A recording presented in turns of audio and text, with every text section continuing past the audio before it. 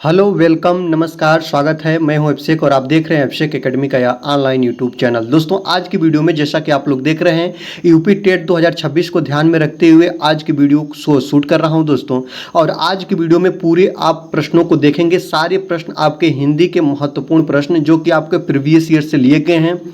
आप इन प्रश्नों को देख के आपको बता दूं दोस्तों, आप आज की वीडियो से लगभग 100 से ज़्यादा प्रश्नों को कवर कर लेंगे। ठीक है, बहुत कम समय में 100 से ज़्यादा प्रश्नों की इस श्रृंखला को आप कवर कर लेंगे। और ये सारे प्रश्न आपके प्रीवियस ईयर से रिलेटिव हैं, आपके विगत वर्ष में इससे पूछे गए प्रश्न हैं। तो इसलिए श्रृंखला बहुत इंपॉर्टेंट होगी। तो आज की वीडियो पूरा अंत तक आप देखेंगे।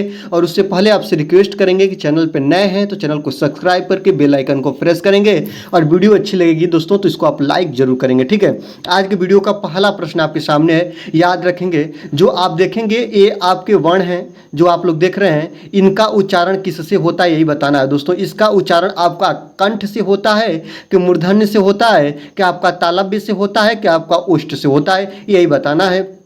देखेंगे ई, बड़ी ई, च, छ, ज, झ, इया, इसका उच्चारण स्थान कहाँ से होता है। याद रखेंगे जो उच्चारण स्थान से है ना दोस्तों, ये कई बार प्रश्न बने हैं। और इसका उच्चारण स्थान कहाँ से होता है, तालव्य से होता है। ऑप्शन नंबर सी आपका बिल्कुल करेक्ट आंसर हो जाएगा। इस तरह मैं आपको कुछ और बताऊं, जैसे आप लोग देखेंगे कहीं कह दे कि क वर्ग, याद रखेंगे आपको ऐसे दे दे कि क वर्ग में कितने वर्ण होते हैं, तो क वर्ग में कितने वर्ण होते हैं बताइए। क वर्ग में पूरे आपके 5 वर्ग होते हैं। अगर आपसे कोई पूछे कि च वर्ग में कितने वर्ग होते हैं तो आप क्या बताएंगे, च वर्ग में कितने वर्ड होते हैं बताइए, 5 वर्ड होते हैं। इसी तरह आपको अगर पूछे कोई कि ट वर्ग में कितने होते हैं तो ट वर्ग में भी आपका कितने वर्ड होते हैं दोस्तों, तो 5 होते हैं। इसी तरह आप लोग त वर्ग में जाएंगे और त वर्ग में कितने होते हैं, त वर्ग में भी आपके 5 वर्ण होते हैं। और इसके बाद प वर्ग में जाएंगे तो प वर्ग में भी कितने वर्ण होते हैं, 5 वर्ण होते हैं। अब हम देखेंगे सभी वर्गों का उच्चारण कहाँ से होता है, बहुत इंपॉर्टेंट होगा दोस्तों, इसलिए आप इसको बहुत ध्यान से देखेंगे। अब देखिए क वर्ग में कौन कौन से वर्ण होते हैं, आपका क हो गया, आपका ख हो गया, आपका ग हो गया, आपका घ हो गया और आपका क्या होगा दोस्तों, अंगा हो गया। एक क वर्ग के आपके वर्ण हैं।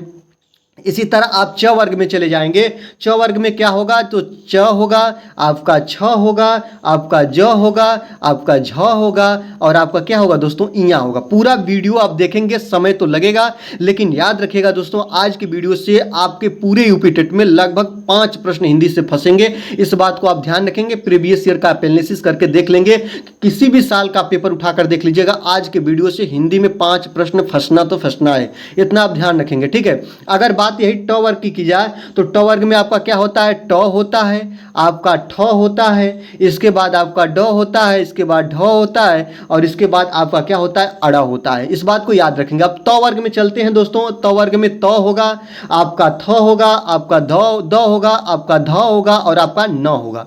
मैं इसलिए देख लिख कर बता रहा हूं कि आपको चीज़ों को बता सकूं कि आपको कैसे प्रश्न बनते हैं। आपका प, फ, ब और इसके बाद आपका भ और इसके बाद आपका म, ये 3 वर्ण के हैं। अब देखिएगा प्रश्न ए बन जाएगा, आपको मैं बता दूं प्रश्न ए बन जाएगा कि आप बता दीजिए झ किस वर्ग का सदस्य है। तो आप क्या बताएंगे दोस्तों, च वर्ग में आपका आता है झ।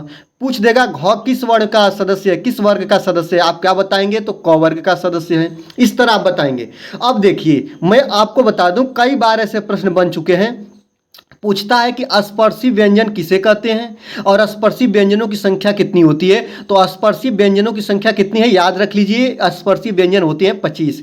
कितने होते हैं दोस्तों, 25 होते हैं। अब देखिएगा अगर कहीं कहीं ऐसे पूछ देता है कि स्पर्शी व्यंजन किसे कहते हैं और ऑप्शन आपका दे देता है क वर्ग से लेकर, याद रखेंगे क वर्ग से लेकर आपका प वर्ग के जितने वर्ण है ना दोस्तों, प वर्ग तक के कितने जितने वर्ण है ना, ये आपके क्या कहलाते हैं, तो ये आपका प्यारे कहलाते हैं स्पर्शी व्यंजन। इनकी संख्या कितनी है, तो 25 है, 25 है, इसको आप ध्यान रखेंगे।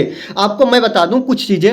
अगर आपसे पूछे कि ग का उच्चारण स्थान क्या है, आपसे पूछे कि अंगा का उच्चारण, अंगा को तो नासिक में रखेंगे लेकिन ध्यान रखेंगे इसे पूछ भी सकता है, ठीक ना। आपको कहे कि ख का उच्चारण स्थान क्या है, क का उच्चारण स्थान क्या है, तो अगर पूछे ना कि क वर्ग के जितने भी सदस्य हैं इसका उच्चारण स्थान क्या होता है, तो इसका उच्चारण आपके कंठ से होता है। किस कहां से होता है दोस्तों, याद रखेंगे कंठ से।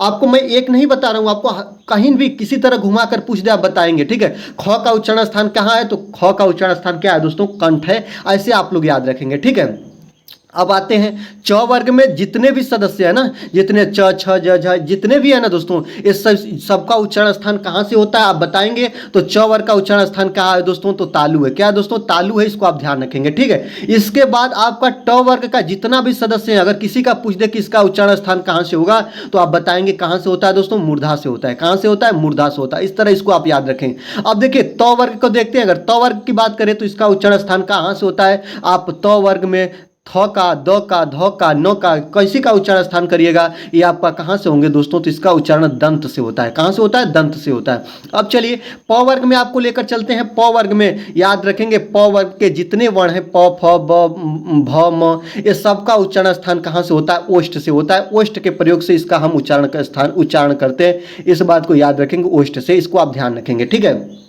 तो इस तरह आप लोगों ने देखा कि स्पर्शी व्यंजन कितने होते हैं, 25 होते हैं। और यही आपको ऐसे भी कह देगा कि आपको दे देगा कि इसमें से स्पर्शी व्यंजन क्या है, और इन्हीं वर्णों में से, इन्हीं 25 वर्णों में से कोई ऑप्शन दे देगा और आपको कहेगा कि आप बताइए इसमें से स्पर्शी व्यंजन क्या है। तो आप देखे रहेंगे तो आपको पता रहेगा कि यही होता है स्पर्शी व्यंजन। आपको मैं बता दूं कि देखिएगा, आपसे पूछ देता है, कई बार बनता है कि उत्क्षिप्त व्यंजन किसे कहते हैं, या उत्क्षिप्त व्यंजनों की संख्या कितनी होती है, दो होती है। कितनी होती है दोस्तों, तो 2 होती है। एक आपका ए वाला ढ और ए वाला ढ, याद रखेंगे, डलिया वाला ढ और ढक्कन वाला ढ, इसको क्या बोलते हैं, इसको उत्क्षिप्त व्यंजन का हम नाम देते हैं, ठीक है। अगर आप आगे चलेंगे तो कई बार आपका यूपी टेट में एक बार बना है कि जो ए वाला स है ना, इसका उच्चारण स्थान क्या है, आप बताएंगे दोस्तों। जिसको आ रहा है वो लोग कमेंट करेंगे, जिनको नहीं आ रहा वो देखेंगे कि स का जो उच्चारण स्थान होता है वो तालव्य होता है। क्या होता है, तालव्य होता है। कई बार ये प्रश्न बना, इसलिए मैंने इसको रख लिया कि स का उच्चारण स्थान क्या है दोस्तों, तो इसका उच्चारण स्थान तालव्य होता है। इसको आप लोग ध्यान रखेंगे, ठीक है।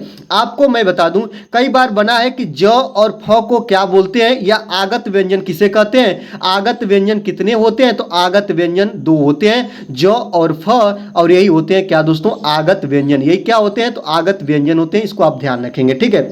कई बार यह प्रश्न बन चुका है कि काकल्य व्यंजन किसे कहते हैं। सुपर टेट में प्रश्न बना है कि काकल्य व्यंजन किसे कहते हैं, तो जो आपका ह होता है ना, इसी को क्या बोलते हैं, इसको बोलते हैं काकल्य व्यंजन। इसको भी आप ध्यान रखेंगे, क्या बोलते हैं दोस्तों, काकल्य व्यंजन बोलते हैं। आपको बता दूं कि कहीं ये भी पूछ सकता है कि लुंठित व्यंजन किसे कहते हैं। याद रखेंगे, लुंठित व्यंजन किसे कहते हैं, तो लुंठित व्यंजन की संख्या 1 होती है। और जो रस्सी वाला र होता है ना दोस्तों, इसको क्या बोलते हैं, इसको बोलते हैं हम लोग लुंठित व्यंजन। ये भी याद रखेंगे। आपको मैं एक बात बता दूं कि अगर आपसे कहीं पूछे कि पार्श्विक व्यंजन किसे कहते हैं, तो पार्श्विक व्यंजन जो होता है ना, किसको बोलते हैं, तो जो आपका ल होता है ना, इसको हम क्या बोलते हैं, पार्श्विक व्यंजन का नाम देते हैं। ये भी आप लोग याद रखे रहेंगे, ठीक है। इतने चीजें आपके लिए बहुत इंपॉर्टेंट है। कहीं कहीं ये भी बन जाता है, बन नहीं जाता है। प्रीवियस ईयर आप देखेंगे, आपको मिलेगा कि अर्ध स्वर किसे बोलते हैं। अर्ध स्वर किसे बोलते हैं दोस्तों, तो अर्ध स्वरों की संख्या मुख्य रूप से, मूल रूप से 2 बताई गई है। और जो अर्ध स्वर होते हैं, य और व को क्या बोलते हैं, तो इसको हम लोग अर्ध स्वर का नाम देते हैं। ये बात आप लोग याद रखेंगे। अर्ध स्वर तो 2 होते हैं, य और व को क्या बोलते हैं, अर्ध स्वर बोलते हैं। इस बात को आप ध्यान रखेंगे। आपको मैं एक बात और बता दूं, पूछ देगा कि निम्न में से नासिक व्यंजन कौन है, और ऑप्शन में आपको उनको दे देगा।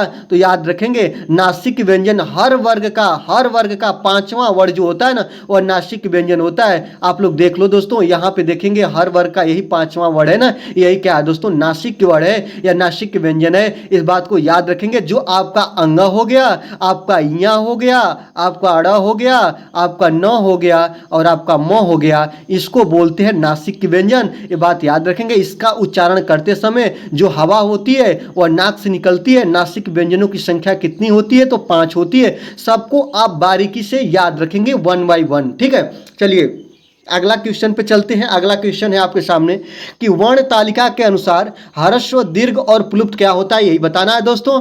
तो आपका अगर यहाँ पे स्वर की बात कही है, तो स्वर बताने से पहले मैं एक चीज और यहाँ पे बता दूं दोस्तों, आप इसको ध्यान रखेंगे। प्रश्न ए बन चुका है कि मूल रूप से व्यंजन कितने प्रकार के होते हैं। ये तो याद रख लीजिए कि मूल रूप से व्यंजन कितने प्रकार से होते हैं। तो मूल रूप से व्यंजनों की संख्या कितनी होती है, 33 होती है। कई बार ये परीक्षा में रिपीट हुआ है किसी ना किसी एग्जाम में, ठीक है। आप लोग याद रखेंगे, मूल रूप से व्यंजनों की संख्या 33 और उस तरह व्यंजनों की संख्या कितनी होती है, तो 41 होती है। ये भी दोनों चिन्ह आप याद रखेंगे। मूल शब्द पूछा तो 33 को आप डिनोट करेंगे, और व्यंजन केवल पूछा तो आप 41 को मार्क करेंगे। दोनों चीजों को आप ध्यान रखते रहेंगे, ये आपके लिए इंपॉर्टेंट है, ठीक है।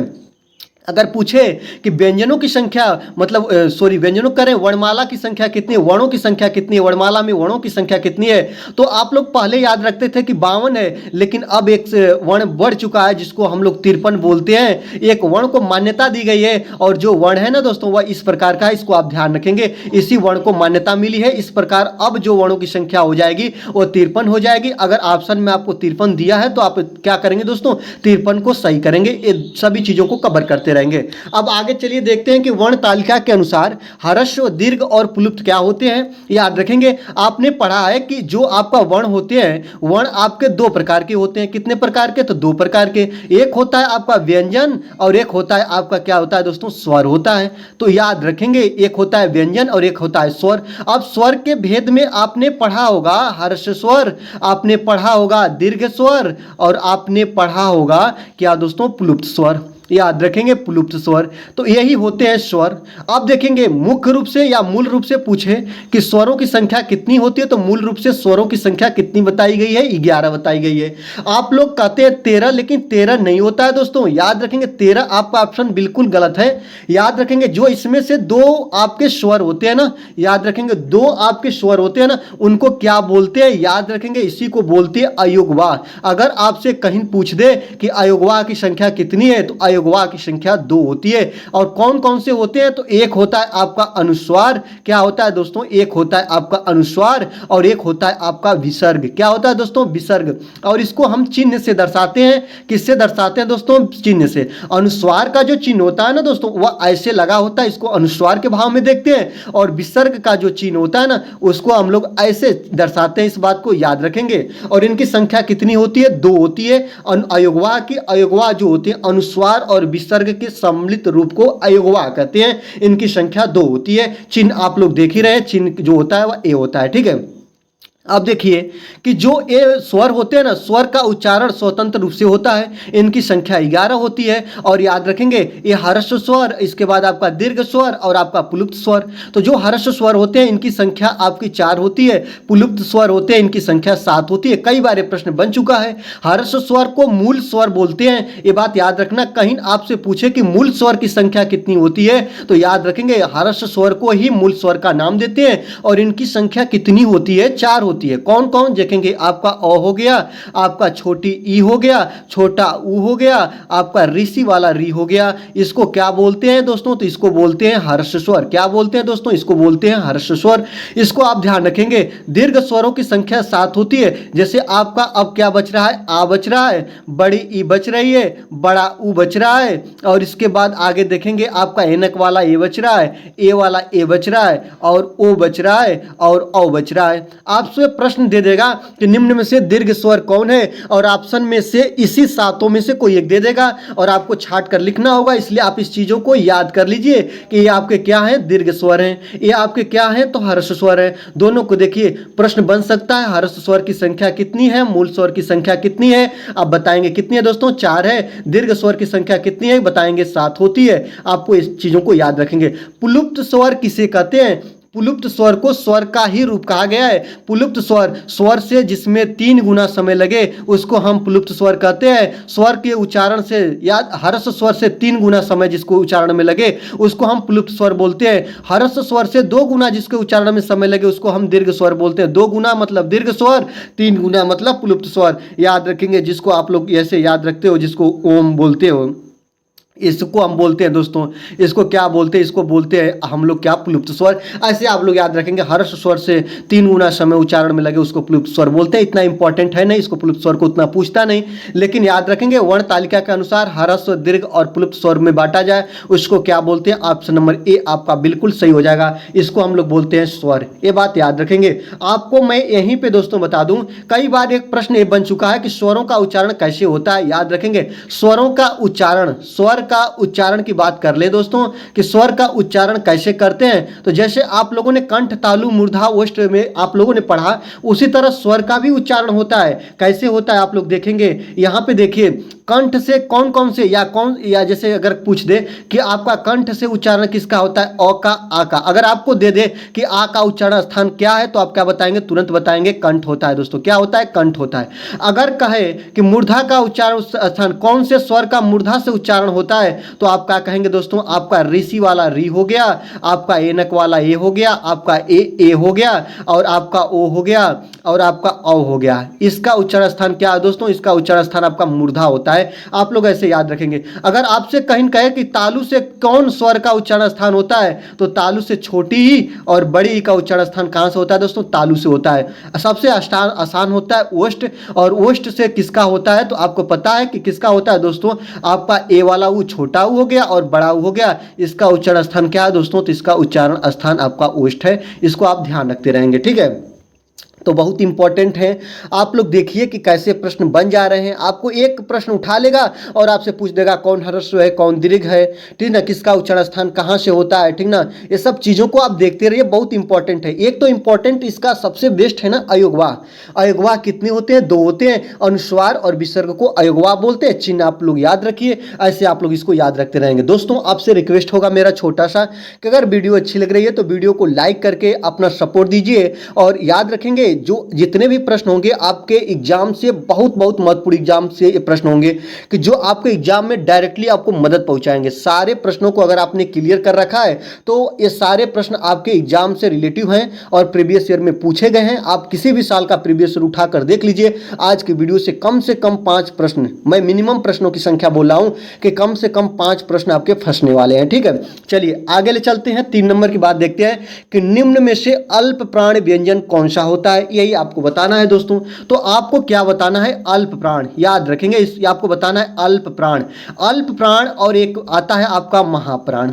ये आपका कई बार पूछा है, मैं आपको बता दूं। जैसे आप लोग क वर्ग लिखे, आप लोग च वर्ग लिखे, आप लोग ट वर्ग लिखे, आप लोग त वर्ग लिखे, आप लोग प वर्ग लिखे, ये सब वर्ग आप लोगों ने लिखा ना दोस्तों। इसी तरह जैसे मैं एक छोटा सा ले लूं, क हो गया, ख हो गया, आपका ग हो गया, आपका घ हो गया और आपका अंग हो गया, ठीक है। इसी तरह आगे बढ़ाता हूं, च हो गया, छ हो गया, ज हो गया, और इसके बाद आपका झ हो गया और आपका इया हो गया। तो आप लोग इसी तरह जब आगे जाएंगे ना, तो अल्प प्राण का सूत्र होता है 1 3 5, ठीक ना। महाप्राण का सूत्र होता है 2 4, याद रखेंगे 2 और 4, और इसका होता है 1 3 5। आप इसको याद रखेंगे। अल्प प्राण को 135 से, महाप्राण को 2 और 4 से याद रखेंगे। आपको मैं बता दूं, प्रत्येक वर्ग का पहला, तीसरा और 5वां जो वर्ड होता है ना, इसको अल्प प्राण बोलते हैं। जैसे आपसे कहे कि क वर्ग में आपका क क्या है, तो क आपका कितने नंबर पर आता है, 1 नंबर का। तो 1 नंबर पर आ रहा है तो क्या होगा दोस्तों, अल्प प्राण होगा। अब चलिए ख को बात करेंगे। ख कितने नंबर पर आ रहा है, 2 नंबर पर आ रहा है। 2 नंबर क्या होता है, तो महाप्राण होता है। याद रखेंगे, ख क्या हो जाएगा, महाप्राण हो जाएगा। अब ग कितने नंबर पर आता है, तो 3 नंबर पर आता है। 3 नंबर कहां पे आ रहा है, अल्प प्राण में आ रहा है। तो ये आपका क्या हो जाएगा, ग आपका क्या हो जाएगा दोस्तों, अल्प प्राण हो जाएगा। अब इसी तरह घ के साथ जाएंगे, घ आपका 4 नंबर पर आता है और 4 क्या हो जाएगा, आपका महाप्राण हो जाएगा। अब अंगा जो आता है 5 नंबर पर आता है और 5 आपका अंग क्या हो जाएगा, तो अंग आपका हो जाएगा अल्प प्राण। अब देखते हैं दोस्तों, निम्न में से अल्प प्राण व्यंजन कौन सा है, ये आप ध्यान रखेंगे। आपका अल्प प्राण किसे कहते हैं, तो 1 3 5 वाले वर्ड को अल्प प्राण बोलेंगे और महाप्राण बोलेंगे 2 और 4 को क्या बोलेंगे, महाप्राण बोलेंगे, ठीक है। इस तरह आप लोग इसको ध्यान रखेंगे, ठीक है। अब देखिए, ये सब चीज़ों को देखने के लिए आपको बारीकी और सतर्कता बरतना होता है, क्योंकि छोटी सी गलती आप करेंगे तो आप आंसर को नहीं ढूंढ पाएंगे। अब अल्प प्राण जो होता है ना, अल्प प्राण 1 3 5 के साथ साथ अंत्यस्थ व्यंजन, याद रखेंगे अंत्यस्थ व्यंजन जो होता है, अंत्यस्थ व्यंजनों की संख्या जो होती है वो 4 होती है। य र ल व, याद रखेंगे, य हो गया, र हो गया, ल हो गया, आपका व हो गया, ये आपके अल्प प्राण कहे जाते हैं। अंत्यस्थ व्यंजन को क्या बोला जाता है, तो अंत्यस्थ व्यंजनों को बोला जाता है अल्प प्राण।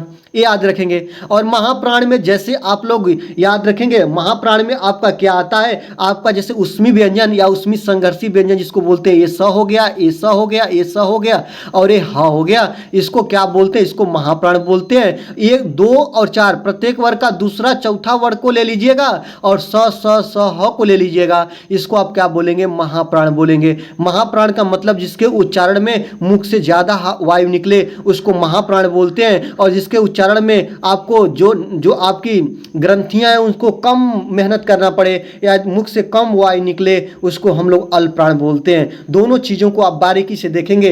अल्प प्राण व्यंजन कौन सा है, 3 नंबर को बात करेंगे। आप बताइए, इसमें देखेंगे आपका ख क्या है दोस्तों, बताइए। ख आपका 2 नंबर पर है तो ये महाप्राण होगा। आपको अल्प प्राण बताना है, यहाँ पे देखेंगे 3 नंबर पर क्या आता है, ग आता है, और यही क्या है दोस्तों, अल्प प्राण है। ऑप्शन नंबर बी आपका बिल्कुल करेक्ट आंसर हो जाएगा। अगर बात करें कि घ क्या है, आप क्या बताएंगे, घ का नंबर पर आ रहा है, 4 नंबर पर आ रहा है, 4 नंबर पर क्या आता है, तो महाप्राण आता है। ठीक ना, इस बात को याद रखेंगे। अब चलिए ठ की बात करें। अगर आप ठ की बात करें तो ठ कितने नंबर पर आता है, ये ठ जो है ना, ट वर्ग का समूह है। अब ट वर्ग को आप लिखेंगे तो आप यही ना लिखेंगे, आपका ट हो गया, आपका ठ हो गया, आपका ये ड हो गया, आपका ये ढ हो गया, और इसके बाद आपका अड़ा हो गया।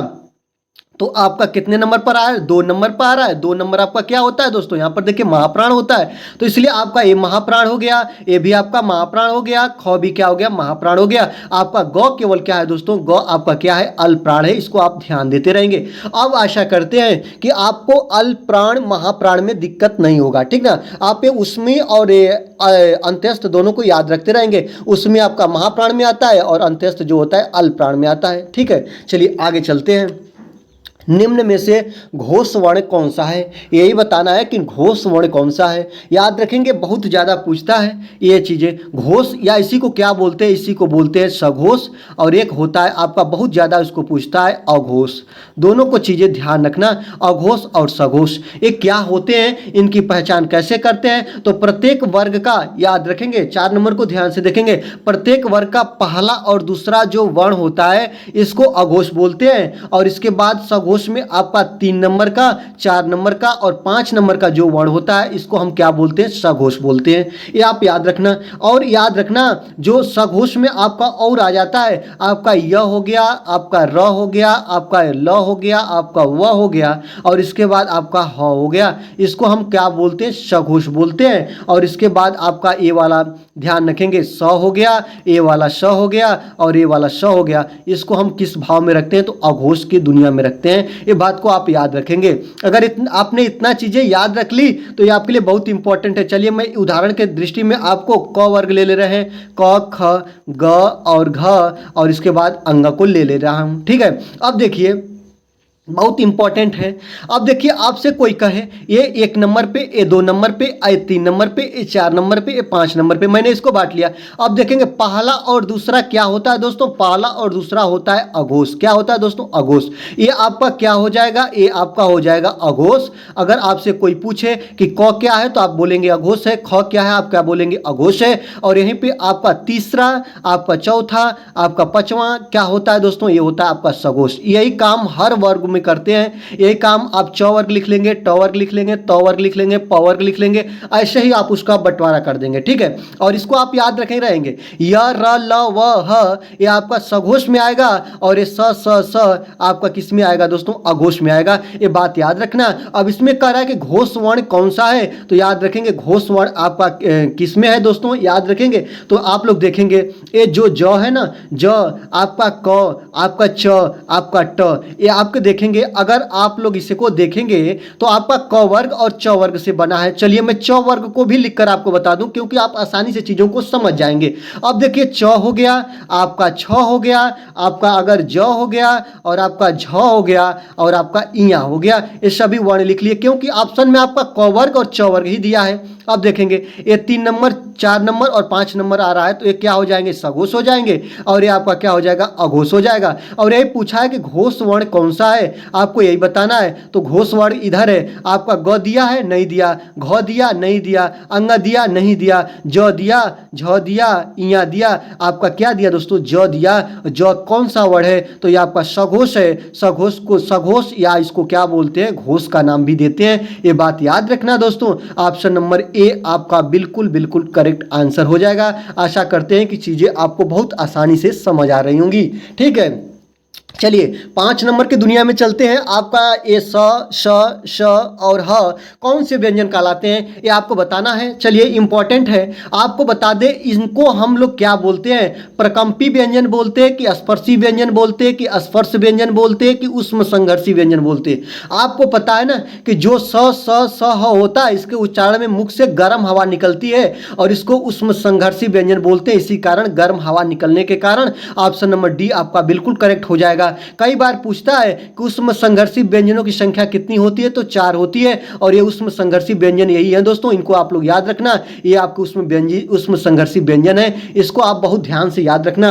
ये चीजें आपके लिए बहुत इंपॉर्टेंट है। आपको मैं बता दूं, कई बार बना है कि अंतःस्थ व्यंजनों की संख्या कितनी होती है, 4 होती है। कौन कौन से होते हैं, य हो गया, र हो गया, य र ल और व, ये क्या है दोस्तों, अंत्यस्थ व्यंजन है। ये इंपॉर्टेंट है, आप इनको याद रखता।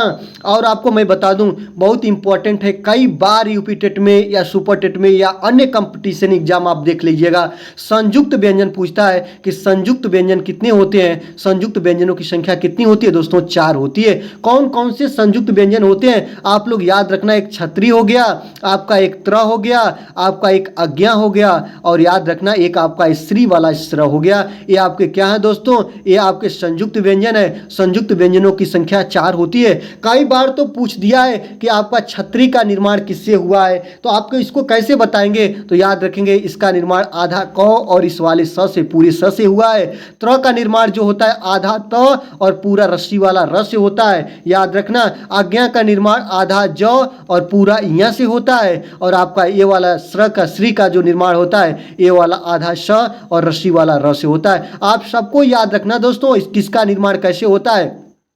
कई बार आपसे दे देता है प्रश्न, आज्ञा का निर्माण किससे हुआ, ऑप्शन में आपको ऐसे दे देगा, आपको छाट कर लिखना होगा। आपको इस वाले छतरी का निर्माण दे देगा, आपको इसको निकालना कर लिखना है। आप कैसे लिखेंगे, कई बार दे देता है ना। एक बार तो प्रश्न ऐसे बनाया ना कि छतरी से पहले कौन सा वर्ण आता है या व्यंजन आता है। आपको बता दो इससे पहले कौन सा व्यंजन आता है, सब लोग अलग दुनिया में चले जाते, वर्णमाला की दुनिया में चले जाते। याद रखना इससे पहले क्या आता, इससे पहले आपका क आता है। ऐसे आप लोग याद रखेंगे। हलंत का मतलब होता है आधा।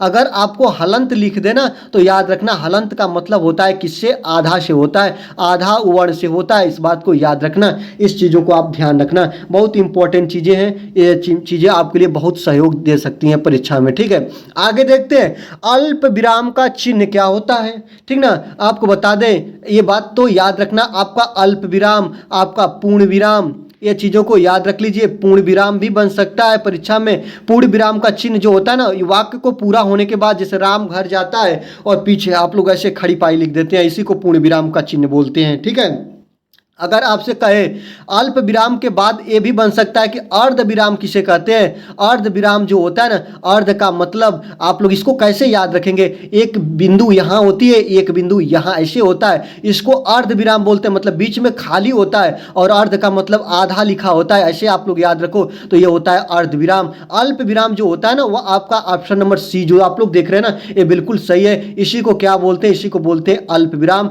इसको आप ध्यान रखना, इसको पूर्ण विराम बोलते हैं, इसको आप अर्ध विराम बोलते हैं। इसको क्या बोलते हैं, इसको याद रखें, इसको विस्मय सूचक का नाम देते हैं। क्या देते हैं दोस्तों, इसको देते हैं विस्मय सूचक का नाम देते हैं। जहां कहीं भी विस्मय जैसी बातें कही दे वहां पे इसका हम प्रयोग करते हैं विस्मय सूचक। याद रखेंगे, यह पूर्ण वाक्य का न होना पाया जाता, इसमें यह भी ध्यान को याद रखेंगे आप लोग चीजें को। ठीक है, चलिए आपको बता देते हैं, अगर आपसे कहीं पूछ दे कि प्रश्नवाचक सूचक क्या होते हैं। अगर प्रश्नवाचक सूचक की चिन्ह की बात करेंगे तो प्रश्नवाचक सूचक जो होते हैं वह इसका चिन्ह ऐसे होता है, इसको आप ध्यान रखना। अगर विवरण चिन्ह की बात करें, अगर आप लोग कोई परिभाषा लिखते हैं तो विवरण चिन्ह का प्रयोग करते हैं। जैसे विज्ञान की परिभाषा लिखनी हो तो आप लोग विज्ञान हेडिंग डाल के और इस तरह विवरण चिन्ह का प्रयोग करते हैं। यह जो होता है ना, इसको विवरण चिन्ह का नाम देते हैं। इस तरह आप लोग याद रखेंगे। एक चीजें होती है समतुल्य, याद रखेंगे रखेंगे समतुल्य का मतलब होता है बराबर, और समतुल्य का चिन्ह जो होता है वो ऐसे होता है, इसको आप ध्यान रखना।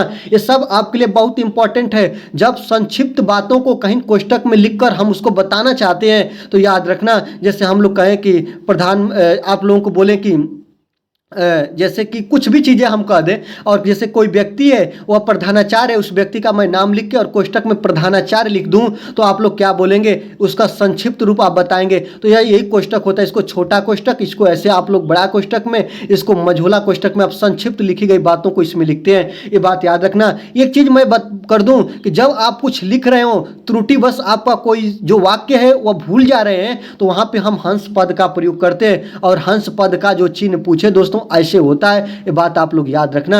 ये आपके चिन्ह से है, बहुत इंपॉर्टेंट है, चिन्ह से ऐसी चीजें बन जाती हैं।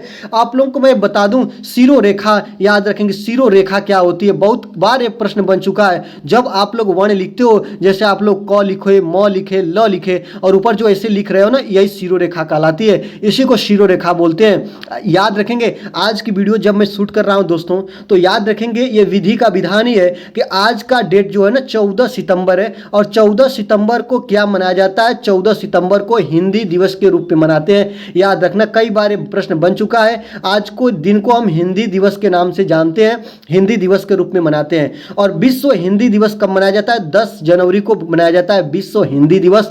ये बात याद रखना, ये चीज़ें बहुत आपके लिए इंपॉर्टेंट है, ये सब चीज़ों को ध्यान रखना, ठीक है। कौन से देश में एक ऐसा भी बना था कि किस देश में भारत की तरह हिंदी बोला जाता है, या वहाँ की जो कार्यकारी भाषा हिंदी है, तो मॉरिशस है, इसको भी आप लोग ध्यान रखना। ये चीज़ों को ध्यान रखते रहिए, ठीक है। आगे देखते हैं, अध्यक्ष में कौन सा उपसर्ग है। ये आपका उपसर्ग से प्रश्न बना, बहुत इंपॉर्टेंट है कि अध्यक्ष में कौन सा उपसर्ग है, आपका अधि है कि अतः है, कि आपका अध है कि आपका अध है। याद रखना, जो आपका अध्यक्ष है ना, आपको उपसर्ग निकालने के लिए क्या करना पड़ता है, उपसर्ग को निकालने के लिए आपको तोड़ना पड़ता है। किसमें दोस्तों, तो तोड़ना पड़ता है, इसका संधि विच्छेद करना पड़ता है। और संधि विच्छेद करने के बाद आपको पता है ना, मैंने बहुत वीडियो बनाया और उसमें बताया कि जो उपसर्ग होते हैं ना, वह किसी शब्द के आगे लगते हैं। कहाँ लगते हैं दोस्तों, आगे लगते हैं, और आगे लगे गए शब्दों को ही क्या बोलते हैं, उपसर्ग बोलते हैं। और जो मूल शब्द होते हैं ना, वो पीछे होते हैं। क्या होते हैं दोस्तों, मूल शब्द में आपका एक उपसर्ग लगता है और उसके अर्थ को बदल देता है। अब देखिए, अध्यक्ष में आपका कौन सा उपसर्ग होगा, तो अधि होगा। क्या होगा दोस्तों, अधि होगा। ऑप्शन नंबर ए आपका बिल्कुल करेक्ट आंसर हो जाएगा। इसी तरह मैं बता दूं, कुछ वर्ण लिख दूं, कुछ शब्द लिख दूं, बहुत इंपॉर्टेंट है। जैसे आप लोग देखेंगे पराजय, याद रखेंगे पराजय। आप लोगों को कम समय में ज़्यादा चीज़ों को कवर कराने की कोशिश करता हूं। पराक्रम हो गया आपका, जैसे पराभव हो गया, ठीक ना, ऐसे बन जाए। आपका परामर्श हो गया। याद रखना, अगर आपसे कहे कि इसमें कौन सा उपसर्ग है, तो याद रखेंगे सभी में आपका कौन सा उपसर्ग है, परा है दोस्तों, ऐसे याद रखेंगे परा है। आप तोड़ेंगे, पराजय में कौन सा उपसर्ग होगा, परा हो गया। पराक्रम में आपका परा हो गया, पराभव में आपका परा हो गया, परामर्श में आपका क्या हो गया दोस्तों, परा हो गया। ऐसे आप लोग याद रखेंगे। कई बार तो ऐसे प्रश्न बन चुका है कि अत्यंत में कौन सा उपसर्ग है। याद रखेंगे, अत्यंत में आपका कौन सा उपसर्ग होगा, अगर पूछेगा तो इसमें आपका अति उपसर्ग होगा। ऐसे आप लोग याद रखना, मैं आपको चीज़ों को बता रहा हूं। अगर आपसे कई बार तो ऐसे प्रश्न बने हैं कि चिरायु में कौन सा उपसर्ग है, तो याद रखना यह सुपर टेट में बन चुका है। चिरायु में आपका चिर है, याद रखेंगे क्या दोस्तों, उपसर्ग। आप याद रखेंगे, एक बार मैंने देखा हूं कि विज्ञान में पूछ देता है, बच्चे इसमें भ्रमित हो जाते हैं। विज्ञान में कौन सा, विधन ज्ञान में टूटेगा, और इसमें जो आपका उपसर्ग होगा आपका वी होगा। इस बात को आप याद रखना, ठीक ना। एक बार मैं आपको बता दूं, यूपी ट्रिपल एससी में प्रश्न बन चुका है कि निर्वाह में कौन सा उपसर्ग होगा, तो याद रखें निर्वाह में आपका निर उपसर्ग होता है। क्या होता है दोस्तों, निर होता है। ये बात को आप लोग याद रखेंगे, ठीक है। अगर मैं आपको बता दूं, ये प्रश्न तो बहुत चर्चाओं में रहता है कि उपकार में कौन सा उपसर्ग होगा, तो उपकार में कौन सा उपसर्ग होगा, बताइए, उप उपसर्ग होगा। अगर आपको मैं कह दूं कि निबंध में कौन सा उपसर्ग होगा, तो याद रखना यह विवादों में रहा।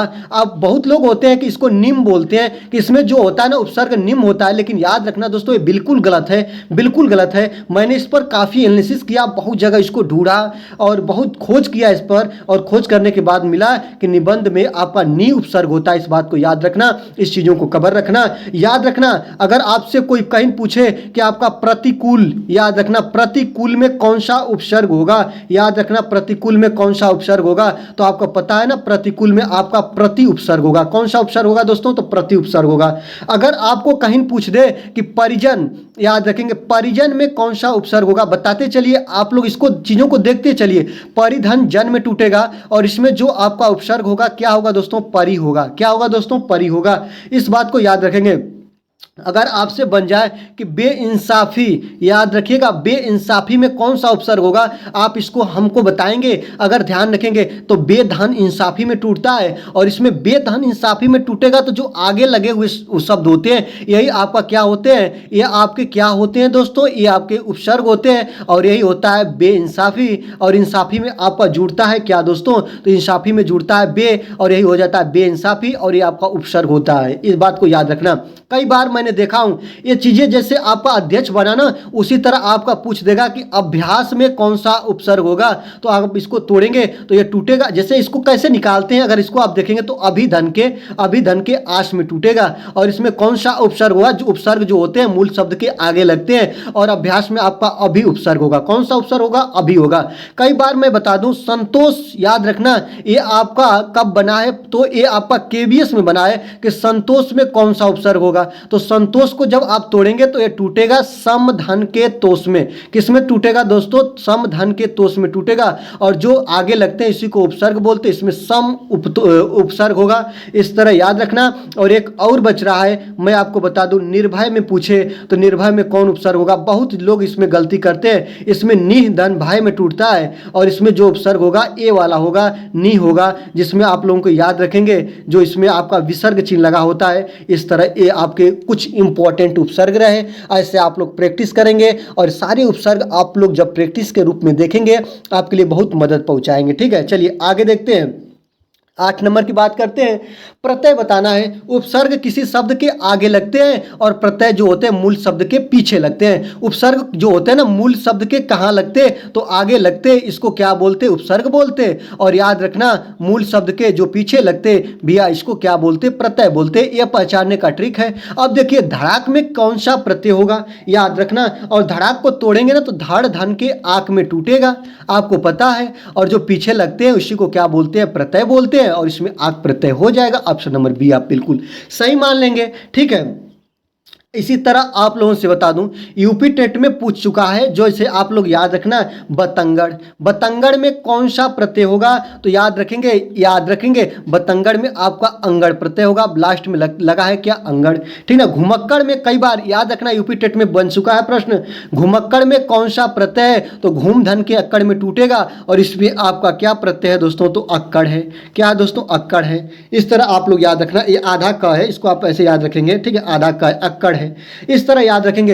एक बार तो ऐसे बनाया कि लेखक में कौन सा प्रत्यय है? तो लेखक में याद रखेंगे लेख धन अक में टूटता है, इसमें आपका अक प्रत्यय होगा। इस तरह याद रखना। एक बार पूछा है कि मिठास में कौन सा प्रत्यय है, याद रखना क्या है दोस्तों? तो मिठास में कौन सा प्रत्यय है? तो याद रखना मिठास में आस आता है, आश प्रत्यय लगा है, मिठ धन आश में टूटेगा और आश प्रत्यय होगा। इस तरह आप लोग प्रत्यय को ध्यान से देखते रहेंगे। ठीक है, चलिए 9 नंबर की बात करेंगे कि निश्चयवाचक सर्वनाम कौन सा है। तो निश्चयवाचक सर्वनाम इसमें क्या है दोस्तों? क्या है, कि कौन है, कि कुछ है, कि यह है। अब आप देखिएगा, आपको अगर ऐसा कंपटीशन एग्जाम, चाहे आपका कोई भी एग्जाम हो, लेकिन ये यूपी टेट में ही आपको मैं बता दूं कि अगर ये प्रश्न बन जाए कि निश्चयवाचक सर्वनाम कौन सा है, तो आप क्या बताएंगे? कौन सा ऐसा सर्वनाम है जिसका आप वाक्य में प्रयोग करने से निश्चय भाव निकले या निश्चितता का भाव निकले, वही आपका निश्चय सर्वनाम होगा। आप बताएंगे। आप देखेंगे क्या क्या क्या वह जा रहा है, याद रखेंगे क्या वह जा रहा है, क्या गिरा, क्या गया, क्या मिला, ऐसे बताएंगे दोस्तों। अगर इसको आप एक सेंटेंस में रखेंगे तो बताइए क्या वह जा रहा है, तो यह क्या निश्चितता का भाव निकल रहा है? इसमें बिल्कुल नहीं निकल रहा है। कौन जा रहा है, कौन आ रहा है, कौन गया, कौन आया, इसे जैसे इस तरह के वाक्यों को आप रख के तोड़ेंगे तो इसमें आपका निश्चित भाव नहीं निकल रहा है। याद रखेंगे कुछ का मतलब निश्चित नहीं दोस्तों। याद रखेंगे कुछ ग्राम हमें दे दो, कुछ सेव दे दो, निश्चित तो नहीं ना कह रहा है कि 10 सेव दे दो, 5 सेव दे दो, 10 केजी दे दो।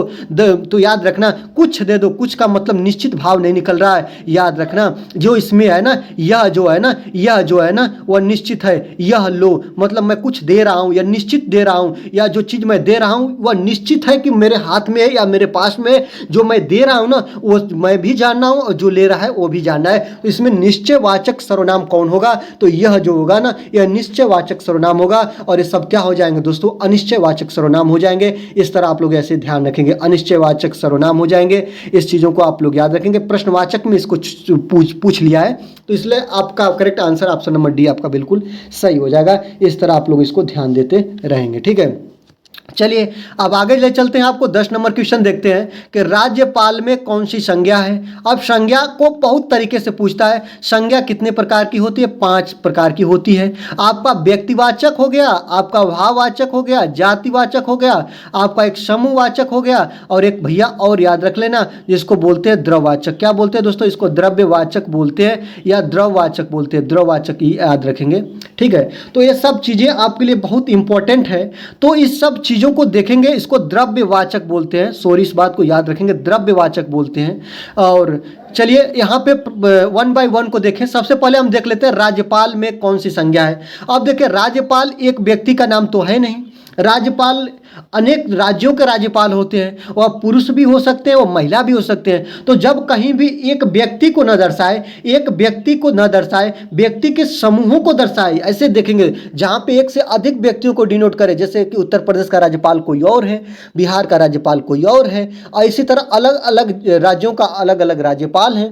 तो याद रखेंगे राज्यपाल आपका क्या होगा? तो राज्यपाल आपका व्यक्तिवाचक होगा कि भाववाचक होगा कि आपका जातिवाचक होगा कि आपका समूहवाचक होगा? तो राज्यपाल की एक जाति है। ऑप्शन नंबर सी आपका बिल्कुल सही हो जाएगा। राज्यपाल आपका क्या है दोस्तों? जातिवाचक है। इस तरह आप लोग याद रखना। अगर पूछ दे फल, फल क्या है तो आप बताएंगे फल जातिवाचक है, ठीक है। अगर आपसे पूछ दे पशु क्या है दोस्तों, तो पशु का भी क्या आप लोग बोलेंगे? जातिवाचक होगा। वाहन क्या है दोस्तों, तो ये भी आपका जातिवाचक होगा। याद रखना ये सब चीजें क्या है दोस्तों? जातिवाचक हो जाएंगी। ये सब चीजों को आप ध्यान रखेंगे। अगर व्यक्तिवाचक संज्ञा के बारे में पूछे तो किसी विशेष व्यक्ति के बारे में बात करें तो वहाँ पे व्यक्तिवाचक हो जाएगा। जैसे आपको पूछे सूरदास पूछ दे, आपको तुलसीदास पूछ दे, आपको बिहार के बारे में पूछ दे, बिहार क्या है, सूरदास क्या है, तुलसीदास क्या है, मोहन क्या है, राम क्या है, श्याम क्या है, प्रशांत महासागर क्या है, हिमालय क्या है, सब में क्या हो जाएंगे दोस्तों? व्यक्तिवाचक संज्ञा हो जाएंगे। भाववाचक संज्ञा क्या होती है? जिसमें भावनाओं को प्रकट किया जाता है, जैसे मित्रता हो गया, जैसे गुड़ का भाव हो गया। आपका याद रखेंगे मित्रता की बात कहे, गुड़ की बात कहे, आपका भाव की बात कहे या भावनाओं को प्रकट किया जाए, वहां पे भाववाचक संज्ञा होगी। समूह की बात करें दोस्तों तो याद रखेंगे समूह में, जैसे आप लोग समूह की बात करेंगे तो जिसमें आप लोग गिरोह में चले जाएंगे, गिरोह में कौन सी संज्ञा है, आपका झुंड में कौन सी संज्ञा है, आपका दल में कौन सी संज्ञा है, ये सब में क्या होती है दोस्तों? आपका सभा में कौन सी संज्ञा है, तो सब में आपका समूहवाचक होगा। आपका द्रव्य या वाचक, याद रखना मैं इसको द्रव्यवाचक बोल रहा हूं दोस्तों, द्रव्यवाचक। तो द्रव्यवाचक में कौन सी संज्ञा होती है? जैसे आपका चांदी हो गया, आपका पानी हो गया, आपका पीतल हो गया, ये सब द्रव्य हैं और इसमें कौन सी संज्ञा होगी? तो द्रव्यवाचक संज्ञा होगी। इस तरह आप लोग याद रखते रहेंगे। संज्ञा कितने प्रकार की? तो 5 प्रकार की। राइट बात। चलिए आगे देखते हैं। निम्नलिखित शब्दों में से कौन स्त्रीलिंग नहीं है, यही बताना है दोस्तों। तो याद रखेंगे जो आपका लिंग होते हैं इसको 2 बराबर भागों में बांटते हैं, याद रखना। और लिंग को कितने बराबर भागों में बांटते हैं? तो लिंग को 2 बराबर भागों में बांटते हैं। एक आपका स्त्रीलिंग हो गया और एक आपका पुरुष लिंग हो गया, ठीक ना। तो पुरुष लिंग हो गया। अब इसको कैसे हम पहचान करते हैं? तो याद रखें कहीं भी आपको स्त्रीलिंग पुरुष लिंग का पहचान करने के लिए बोले तो आप सबसे पहले इसका वाक्य का प्रयोग करेंगे, याद रखना। तो इसमें आप लोग देखेंगे रोटी खाई जाती है कि रोटी खाया जाता है, आप बताएंगे। तो रोटी खाई जाती है तो रोटी क्या हो जाएगा दोस्तों? स्त्रीलिंग हो जाएगा। आपको पता है यह क्या हो जाएगा? स्त्रीलिंग हो जाएगा। पूड़ी बनती है या पूड़ी खाई जाती है, आपको पता है, ठीक ना। पूड़ी बेली जाती है, आप लोग इसका स्त्रीलिंग के भाव में इसका प्रयोग करते हैं तो ये भी आपका क्या हो जाएगा? आपका स्त्रीलिंग हो जाएगा, ठीक ना। आपको पूछा है कि पुरुष स्त्रीलिंग नहीं है अर्थात पुरुष लिंग है, नदी बहती है या नदी अच्छी है, ठीक ना। आपको पता है ना, नदी क्या हो जाएगा? आपका स्त्रीलिंग हो जाएगा। लेकिन याद रखना जो आपका पानी है ना, पानी पीना, पानी पी लीजिए, याद रखेंगे पानी जो होता है ना, यह जो आता है वह पुरुष लिंग के भाव में आता है और यही कह रहा है कि स्त्रीलिंग नहीं है तो पुरुष लिंग है। ऑप्शन नंबर सी आपका बिल्कुल करेक्ट आंसर हो जाएगा। इस चीज़ों को आप लोग याद रखना। जैसे मैं बता दूं जैसे आप लोगों से पूछे कि भारत क्या है, आप लोगों से किसी देश का नाम पूछ दे, आप लोगों से किसी नगर का नाम पूछ दे, आप लोगों से पेड़ों का नाम पूछ दे, ये सब चीज़ों को याद रखना। ग्रहों का नाम पूछ दे, आप लोगों से अनाजों का नाम पूछ दे, ठीक ना, अनाजों का नाम पूछ दे, आप लोगों से महीना का नाम पूछ दे, ये सब चीज़ें पूछे ना तो आप लोग किसके साथ जाएंगे? ये सब चीज़ें जो होती है ना दोस्तों, ये चीज़ें आपका पुरुष लिंग का एग्जाम्पल होता है। ये क्या होता है? तो पुरुष लिंग का एग्जाम्पल होता है। अगर आपको पता नहीं है ना तो आप इसको तोड़ोगे। जैसे कि बता दो, अगर आप लोग याद रखेंगे कि आपसे अगर पूछ दे कि अमेरिका देश अच्छा है, ठीक ना, अच्छी है नहीं, ऐसा तो आप लोग नहीं ना कहेंगे। या भारत मेरा देश है, भारत मेरी देश नहीं ना है, ऐसा तो आप लोग नहीं ना कहेंगे। तो याद रखना ये सब चीज़ें होती है, ठीक ना, ये बातों को याद रखेंगे, ये सब चीज़ों को याद रखेंगे, ठीक है। याद रखेंगे। अगर आपसे कहीं पूछ दे अनाजों का नाम तो याद रखना। अगर फसल पूछ दे कि फसल क्या है, स्त्रीलिंग है कि पुरुष लिंग है, तो फसल अच्छी हुई है, ठीक ना, ये बात याद रखना। फसल जो होती है ना स्त्रीलिंग आ जाती है। ये चीज़ों को आप लोग याद रखना। सबसे इंपॉर्टेंट जो स्त्रीलिंग के कुछ एग्जाम्पल है मैं आपको बता दूं। कई बार पूछ देता है कि भाषा कौन सी होती है, तो भाषा स्त्रीलिंग होती है। और इसके बाद आपका लिपि जो होती है स्त्रीलिंग होती है, बोली जो होती है आपका स्त्रीलिंग होती है, ठीक है। आपका तिथि हो गया, ठीक ना, क्या हो गया दोस्तों, तिथि जो होती है, ठीक ना, तिथि जो होती है वो स्त्रीलिंग होती है। झंझट आपका स्त्रीलिंग होता है, कई बार पूछा है। आपका चिकनाहट को याद रखेंगे, चिकनाहट हो रही है, ठीक ना, स्त्रीलिंग है, ठीक ना। बनावट अच्छी है, सजावट अच्छी है, तो आपका बनावट हो गया, आपका सजावट हो गया, सब स्त्रीलिंग के एग्जाम्पल है। आप मुझे इस सब एग्जाम्पल मत याद रखिए। आपको जो भी चीज़ पूछे आप उसका वाक्य का प्रयोग कीजिए। आप देखिए कि उसको अपने जीवन में आप उसको स्त्रीलिंग के भाव में उपयोग करते हैं कि पुरुष लिंग के भाव में उपयोग करते हैं, ये बात को याद रखना, ठीक ना। अब बताइए, जल जो है या पानी जो है, पानी पिया जाता है कि पी जाती है, ठीक ना। या आपको पता है ना कि पानी को आप पीने के उपयोग में करते हैं, और पानी जो होता है ना वह स्त्रीलिंग के भाव में नहीं, वह पुरुष लिंग के भाव में आता है। आपको पता है नदी बहता है कि नदी बहती है? जैसे आप लोगों को जो एग्जाम्पल देख लीजिए, तो नदी बहता नहीं ना है, नदी बहती है, ये बात को याद रखेंगे, ठीक है। चलिए आगे देखते हैं। 12 नंबर की बात करेंगे कि मैं काम से जा रहा हूं, वाक्य में कौन सा कारक है। सबसे पहले आप बताएंगे कारक कितने प्रकार के होते हैं। कारक पूरे 8 प्रकार के होते हैं। कई बार तो ये प्रश्न बन चुका है कि कारक के प्रकार बताइए। कारक 8 प्रकार के होते हैं, ठीक है। मैं काम से जा रहा हूं, ठीक है। इसको बताने से पहले मैं बता दूं, कुछ कारक होते हैं जिसके कर्ता कारक होता है, ठीक ना, याद रखना, कर्ता कारक होता है। अगर आपको कई चीज़ों को पूछ दे तो आप कैसे बात करेंगे।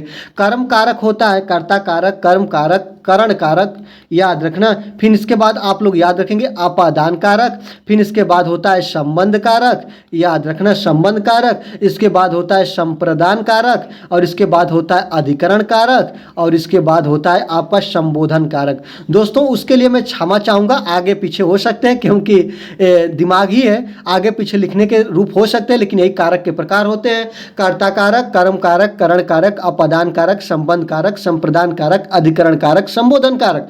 आपको बता दें कहीं भी कर्ता जैसे कारक पहचानने के लिए इसका एक चिन्ह होता है, इसकी विभक्ति होती है। याद रखना क्या होती है दोस्तों, इसका एक चिन्ह होता है जिसको विभक्ति बोलते हैं, और इसके कुछ वर्ण होते हैं या कुछ वाक्य होते हैं, इससे इसको हम पहचान करते हैं। जैसे आप लोग याद रखें कर्ता का चिन्ह क्या होता है, तो कर्ता का चिन्ह ने होता है, याद रखना, ने होता है, ठीक ना। राम ने कहा, अगर ऐसी बात आए तो ने जहां पे आए वहां पे कर्ता कारक हो जाएगा, याद रखना, कर्ता कारक हो जाएगा। कर्म का चिन्ह क्या होता है, कर्ता ने, कर्म को इसका चिन्ह होता है। करण का मतलब होता है से, या होता है के द्वारा, याद रखना, के द्वारा, याद रखेंगे। अपादान जो होता है ना, अपादान जो होता है ना दोस्तों, से अलग होने के भाव में आता है। से जो होता है ना वो अलग होने, जहाँ पे कहीं भी एक दूसरे वस्तु से एक दूसरी वस्तु अलग हो ना, तो अलग होने के भाव में आए वहाँ पे अपादान कारक होता है, अलग होने के भाव में आता है, ठीक है। संबंध का जो चिन्ह होता है का, के, की, रा, रे, री और ना, ने, नी, ये संबंध कारक का चिन्ह होता है। संप्रदान, याद रखना, संप्रदान जो होता है ना के लिए, याद रखना, के लिए, याद रखना, इसका जो चिन्ह होता है ना के लिए, याद रखना, इसका जो चिन्ह होता है के लिए, को वास्ते होता है। वास्ते का मतलब समझ लेना, किसी के वास्ते की बात कहे तो वहाँ पे इसका हम प्रयोग करते हैं। अधिकरण का चिन्ह होता है में या पर। संबोधन का चिन्ह होता है हे, और इसके चिन्ह ऐसे संबोधन वाचक चिन्ह लगा होता है, हे, अरे, और इसके बाद ओ, ऐसे जो चिन्ह होते हैं ना, ये आपके संबोधन कारक के चिन्ह होते हैं। ठीक है, अब चलिए हम क्वेश्चन पे आ जाते हैं। बहुत से क्वेश्चन को यही क्लियर करा दूंगा। मैं काम से जा रहा हूं, याद रखेंगे। अब इसमें देखेंगे कौन सा कारक है, याद रखेंगे मैं काम से जा रहा हूं, ठीक ना, याद रखेंगे काम से जा रहा हूं, याद रखेंगे। ऐसे चीज आए तो यहाँ पे कौन सा कारक होगा, मैं काम से जा रहा हूं तो यहाँ पे से के द्वारा, याद रखें किसी काम के लिए आप जा रहे हैं से के द्वारा, ठीक ना, तो मैं जा रहा हूं से के द्वारा, याद रखेंगे। इसमें क्या होगा, तो इसमें करण कारक होगा। ऑप्शन नंबर सी आपका बिल्कुल करेक्ट आंसर हो जाएगा। ठीक है, चलिए मैं आपको एक प्रश्न बता रहा हूं, सेब पेड़ से गिर रहा है, ठीक ना, बिल्ली छत से कूद रही है, तो याद रखेंगे बिल्ली छत से कूद रही है, से हो गया ना, अलग होने के भाव में आ रहा है ना, तो याद रखेंगे बच्चा विद्यालय से घर जा रहा है, से मतलब विद्यालय को बच्चा छोड़ रहा है और बीच में से आ गया तो आप उसमें कौन सा कारक होगा, तो याद रखेंगे से अलग होने के भाव में आए तो वहां पे क्या होता है, अपादान कारक होता है। ऐसे आप लोग याद रखेंगे। याद रखेंगे अंडा घोंसला में है, पक्षी घोंसला में है, या पक्षी पेड़ पर बैठा है, तो में या पर आए तो वहां पे क्या होता है, अधिकरण कारक होता है। यह तमाम चीजें होती है, पहचानने के तरीके होते हैं, आप इसको ध्यान देते रहेंगे। ठीक है, इस चीजों को आप समझते रहेंगे, ये चीजें होती है। ठीक है, आगे देखेंगे। चलिए जातिवाचक संज्ञा बताना है कि लड़का, श्याम, सेना और दुख, इसमें से जातिवाचक संज्ञा क्या है आपको यही बताना है दोस्तों। तो सभी को देखिए, आपको मैं सभी को बता रहा हूं। दुख क्या होगा, भाववाचक संज्ञा हो जाएगी। सेना जो होगा आपको पता है समूह में रहती है, समूहवाचक संज्ञा हो जाएगी। आप पढ़े श्याम, श्याम किसी व्यक्ति का नाम होता है, या व्यक्तिवाचक संज्ञा हो जाएगी। लड़का होता है, लड़का में एक से बहुत ज्यादा लोग होंगे, लड़का जो होगी वह जातिवाचक संज्ञा होगी। ऑप्शन नंबर ए आपका बिल्कुल करेक्ट आंसर हो जाएगा। आगे देखते हैं, प्रतिदिन किस प्रकार का क्रिया विशेषण है, यही बताना है दोस्तों। तो प्रतिदिन, प्रतिदिन का मतलब होता है डे बाय डे, मतलब रोज रोज, रोजमर्रा की चीजें, याद रखें इसको दैनिक भी बोल सकते हैं। प्रतिदिन किस प्रकार का क्रिया विशेषण है, रीतिवाचक है कि परिमाणवाचक है कि स्थानवाचक है कि इसमें कालवाचक है। इसमें जो है ना दोस्तों, याद रखेंगे इसमें आपका काल का बात तो कहा है, याद रखेंगे। इसमें देखेंगे प्रतिदिन मतलब आने वाला, भविष्य का बात कहा है, प्रतिदिन, आने वाला दिन, या डे बाय डे, ठीक ना, प्रतिदिन, याद रखेंगे दैनिक, रोज की दिने, याद रखें। इसमें कौन सा क्रिया विशेषण है, तो काल चक्र क्रिया विशेषण है, कालवाचक है। ऑप्शन नंबर डी आपका बिल्कुल करेक्ट आंसर हो जाएगा। इसमें समय सारणी की बात कही गई है, ऑप्शन नंबर डी आपका बिल्कुल सही आंसर हो जाएगा। ठीक है, चलिए आगे देखते हैं कि अधोलिखित किस वाक्य में अकर्मक क्रिया है। बहुत बार पूछा है दोस्तों, अकर्मक और सकर्मक दोनों को याद रखेंगे, अकर्मक और सकर्मक। तो याद रखेंगे इसको कैसे पहचानते हैं, जब किसी वाक्य में किसी कार्य का होना पाया जाता है तो उसको हम लोग क्या बोलते हैं, सकर्मक।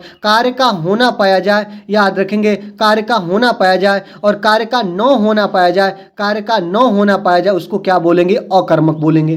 ठीक ना, तो याद रखना, रामू खाना खा रहा है, चालक गाड़ी चलाता है, श्याम हंसता है, माँ स्वेटर बिनती है। याद रखना, तो अकर्मक पूछा है। सबसे पहले आंसर मैं बता दूं कि श्याम हंसता है, हंसना जो होती है ना, अकर्मक क्रिया का एग्जाम्पल। ऑप्शन नंबर सी आपका बिल्कुल करेक्ट आंसर हो जाएगा।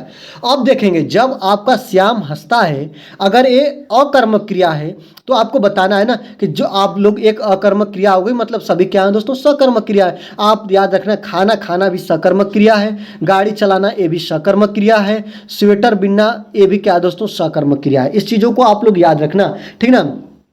अगर आपसे पूछे कि सकर्मक क्रिया में, जैसे आप लोगों को पता है ना, आगे आप लोग ऊपर देख रहे हैं, अगर बच्चा लिख रहा है ना तो लिखना आपका सकर्मक क्रिया है। बच्चा खाना खा रहा है तो खाना खाना भी सकर्मक क्रिया। कुछ इंपॉर्टेंट बता दे रहा हूं जो कई बार परीक्षा में पूछे हैं, तो इसलिए आपको इसका रिवीजन करा दे रहा हूं। कहीं लिखने की बात आ जाए, कहीं खाने की बात आ जाए, जैसे कहीं आ जाए कि बर्तन धो रही है महिला तो बर्तन धोने की बात आ जाए, कपड़ा धोने की बात आ जाए, ठीक ना, गाड़ी चलाने की बात आ जाए, गाड़ी चलाने की बात आ जाए, पत्र लिखने की बात आ जाए, सभी क्या है, सकर्मक के एग्जाम्पल हैं, उदाहरण है। इसको आप ध्यान रखना। अगर आप लोग याद रखना अकर्मक क्रिया का एग्जाम्पल पूछे तो याद रखना आपको सबसे ज्यादा एग्जाम्पल में पूछ देता है हंसना। हंसना का एग्जाम्पल ले लेता है। अगर हंसने की बात कहे, दौड़ने की बात कहे, सोने की बात कहे, कुत्ते भौंकने, याद रखें भौंकने की बात कहे, तो ये सभी क्या है दोस्तों, ये सब है क्या दोस्तों, अकर्मक क्रिया के एग्जाम्पल। जहां पे किसी विशेष कार्य का होना ना पाया जाए उसे हम लोग क्या बोलते हैं, तो अकर्मक क्रिया का एग्जाम्पल उसे हम मानते हैं, इस बात को याद रखना। दोस्तों एक बार आपसे विनम्र निवेदन करेंगे कि वीडियो अच्छी लग रही है तो वीडियो को आप लाइक कर लीजिए, चैनल पर नए हैं तो चैनल को सब्सक्राइब करके बेल आइकन को प्रेस करेंगे और इस एकेडमिक का हिस्सा बनेंगे। वीडियो अच्छी लगेगी तो अपने दोस्तों को आप शेयर करेंगे, क्योंकि ये एकेडमिक कम समय में ज़्यादा चीज़ों को कवर कराने की आपकी कला है और आप इसे यहाँ से सीखेंगे। और सारे प्रश्न आपके प्रीवियस ईयर के रिलेटिव प्रश्न हैं, ऐसे प्रश्न बन रहे हैं तो उस सभी प्रश्नों को कवर करके आपको एक ही जगह पे जोड़ के दे दूं कि हर चैप्टर का रिवीजन हो जाए बहुत कम समय में, ये मेरा ध्येय है। चलिए आगे देखते हैं। 16 नंबर की बात करेंगे। निम्नलिखित में से सकर्मक क्रिया बताना है। चलना, सोना, मुस्कुराना और लिखना।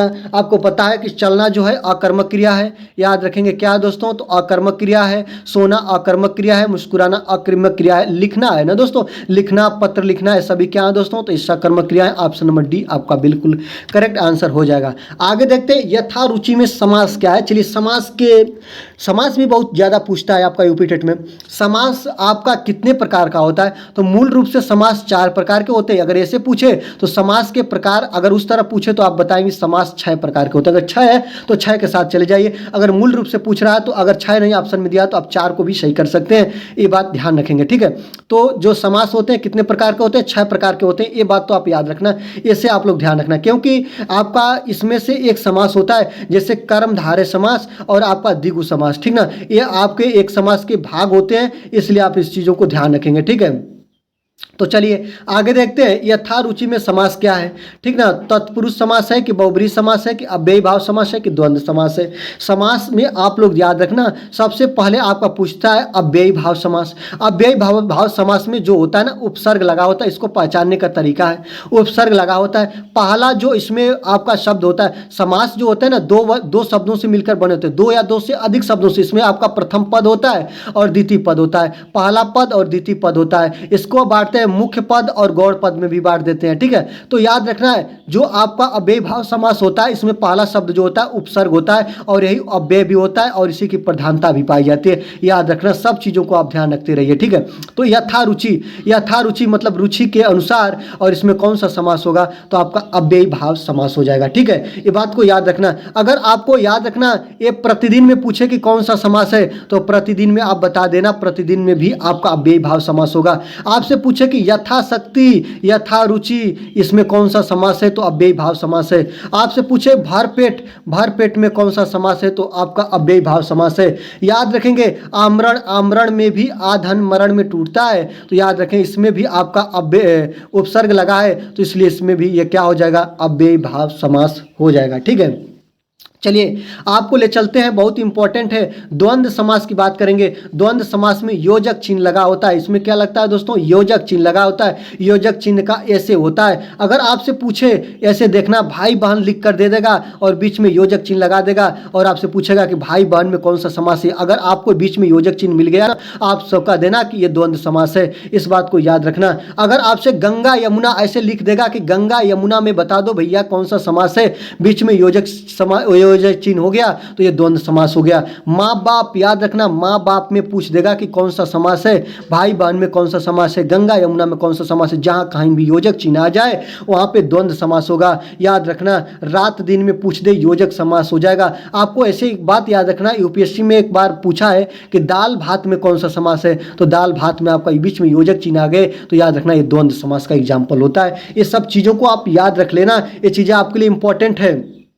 अगर आपको मैं यहाँ पे कुछ चीज़ें बता दूँ, जगह नहीं खाली है। अगर आपको द्विगु समास के बारे में पूछे, द्विगु समास क्या होता है, तो द्विगु समास क्या होता है दोस्तों, तो द्विगु समास होता है संख्यावाची। जहाँ कहीं भी संख्या की बात करें वहाँ पे आपका द्विगु समास होता है। जैसे आपको मैं बता दूँ, जैसे आपको पूछे पंचवटी, याद रखेंगे, पूछ दे पंचवटी, पंचवटी में 5 शब्द की उत्पत्ति हो रही है, तो इसमें आपका द्विगु समास होगा। आपको पूछ दे शताब्दी, याद रखना शताब्दी में कौन सा समास होगा, तो इसमें भी आपका संख्या आ रही है, तो इसमें भी आपका क्या होगा, तो इसमें आपका द्विगु समास होगा।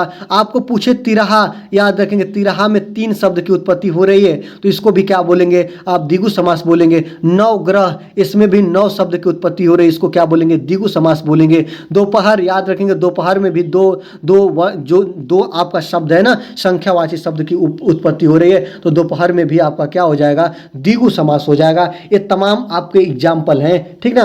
अगर आपसे पूछे कि बहुब्रीहि समास का एग्जाम्पल, याद रखेंगे बहुब्रीहि समास में कोई पद प्रधान नहीं होता, इसमें तीसरे पद की प्रधानता पाई जाती है, तीसरे पद की प्रधानता पाई जाती है। आप इसको कैसे याद रखेंगे, जैसे आपको दे दे चक्रपाणी, चक्रपाणी, चक्रपाणी में कौन सा समास है, तो आप क्या बोलेंगे, चक्रपाणी, चक्र को धारण करने वाला, और चक्र को धारण जो करता है उसको विष्णु बोलते हैं। विष्णु की इसमें कहीं बात नहीं कहा, और याद रखेंगे चक्र को धारण करने वाले को विष्णु बोलते हैं। इसमें आपका बहुब्रीहि समास होगा, ये बात को आप याद रख लेना।